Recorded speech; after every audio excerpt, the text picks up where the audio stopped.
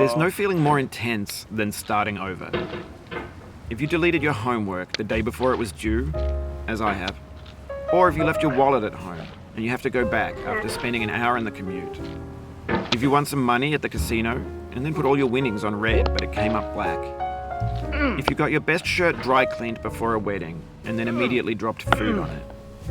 If you won an argument with a friend and then later discovered that they just returned to their original view. Starting over is harder than starting up. If you're not ready for that, like if you've already had a bad day, then what you're about to go through might be too much. Feel free to go away and come back. I'll be here. Alright, thanks for coming with me on this trip. I'll understand if you have to take a break at any point. Just find a safe place to stop and quit the game. And don't worry, I'll save your progress, always, even your mistakes.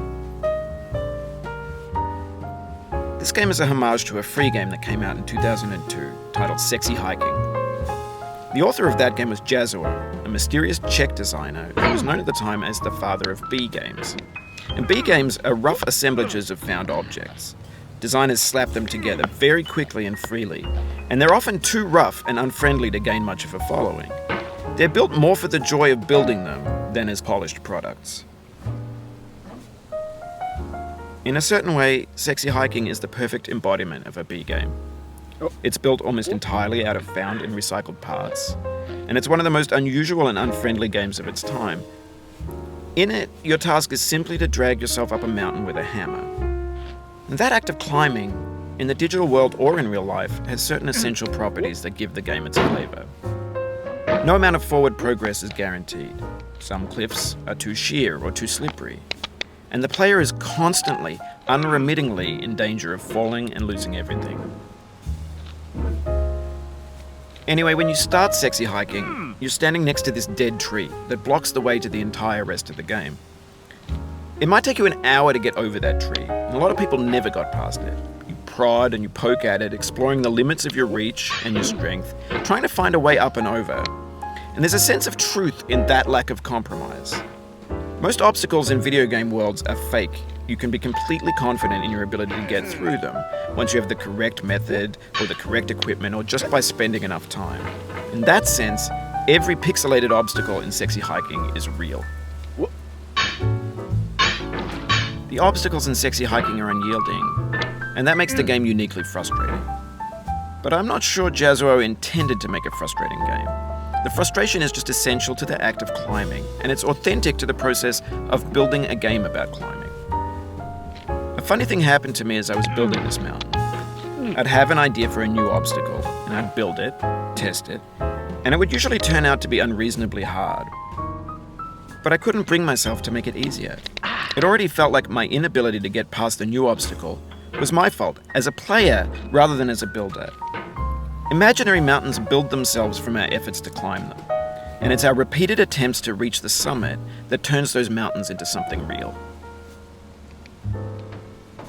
When you're building a video game world, you're building with ideas, and that can be like working with quickset cement. You mold your ideas into a certain shape that can be played with, and in the process of playing with them, they begin to harden and set until they're immutable, like rock. And at that point, you can't change the world. Not without breaking it into pieces and starting fresh with new ideas.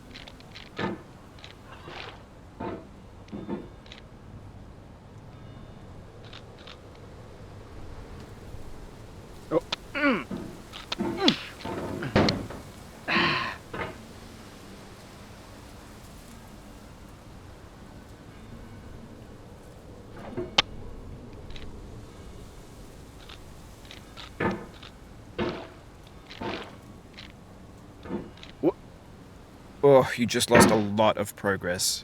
That's a deep frustration, a real punch in the gut.